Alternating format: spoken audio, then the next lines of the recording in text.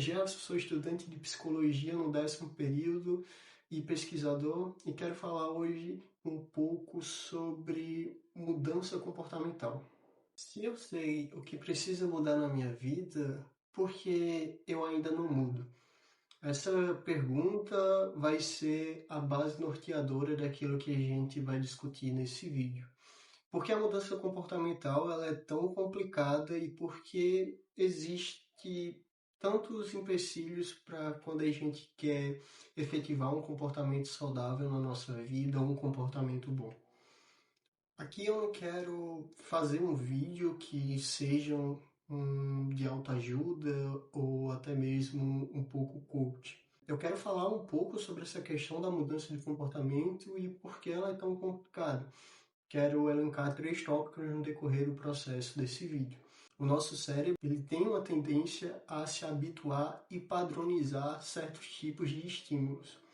Quando temos um comportamento que ele se torna repetitivo, com recompensas ou reforçadores que fazem com que aquele comportamento se repita, nosso cérebro entende aquilo como uma forma de aprendizagem e consolida a memória em relação àquela ação.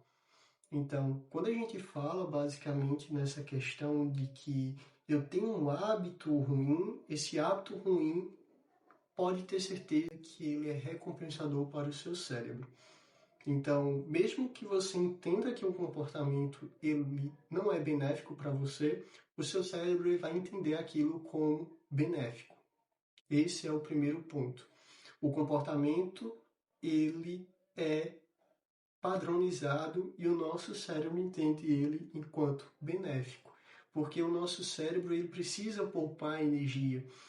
Então, se o comportamento ocorre diversas vezes, ele vai entender que aquilo dali é habitual e necessário para a sua sobrevivência.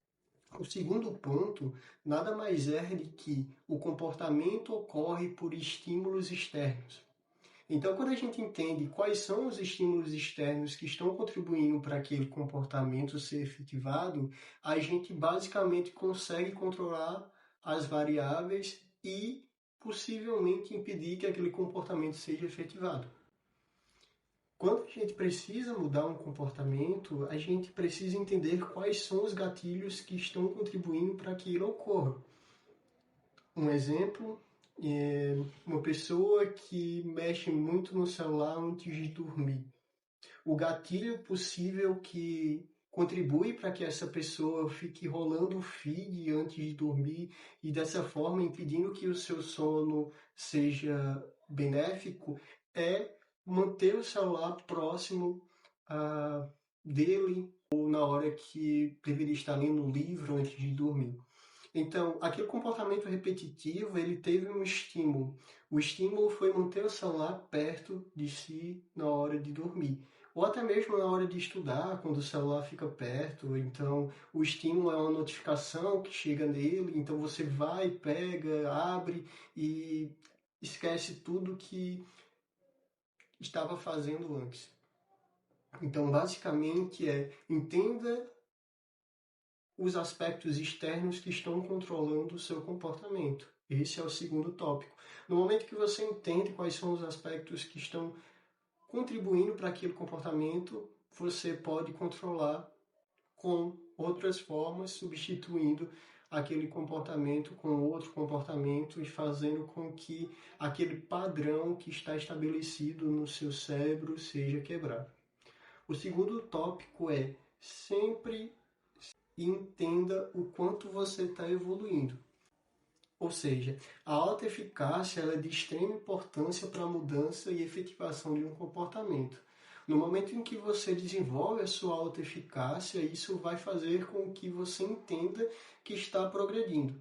Então, no momento em que você divide ou quebra aquele hábito que você quer adquirir em micro hábitos, isso facilita a mudança de um comportamento.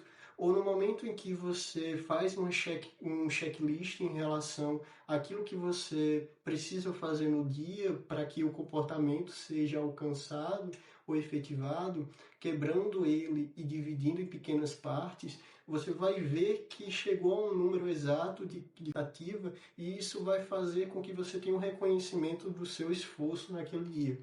A alta eficácia é de extrema importância para a mudança de um comportamento. O quarto tópico, ou terceiro, é sempre entenda que a mudança de comportamento é algo subjetivo. A comparação que a gente tem hoje em dia nas questões das redes sociais contribui bastante para que a gente não consiga procurar algo ou estabelecer algo que seja bom para a gente, porque na maioria das vezes fazemos comparações em relação a algo que a gente quer com outra pessoa que conseguiu de uma forma diferente, ou que está fazendo de uma forma diferente, ou que alcançou de forma rápida algo. Então, basicamente, entenda que a sua forma de adquirir esse comportamento é diferente dos demais. Por mais que a gente tenha alguns padrões em relação ao nosso biológico, temos aspectos subjetivos. E esses aspectos subjetivos contribuem para diversas coisas na nossa vida. Então, não se meça com a régua dos outros. Tente entender qual é o seu tempo, o seu ritmo e a sua forma de conseguir algo. Isso é para tudo na vida. E o quinto tópico é entenda que o processo de mudança de comportamento ele é gradual. Comece aos poucos e vá aumentando no decorrer do processo. Não se muda o comportamento do dia para a noite. Então vá com calma e entenda que é um processo. Basicamente, a gente precisa passar por esses caminhos e entender que existem esses aspectos para que a gente possa conseguir passar por essa estrada longa da mudança do comportamento. O processo ele é necessário para que a mudança ocorra. No mundo tão automatizado e tão imediatista, a questão do processo se torna algo basicamente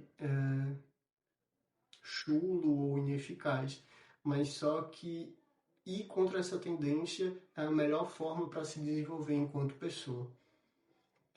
Por hoje é isso, eu queria falar só em relação a isso. Isso é um novo formato de vídeo que eu estou testando. E obrigado, galera. Valeu, tchau, tchau.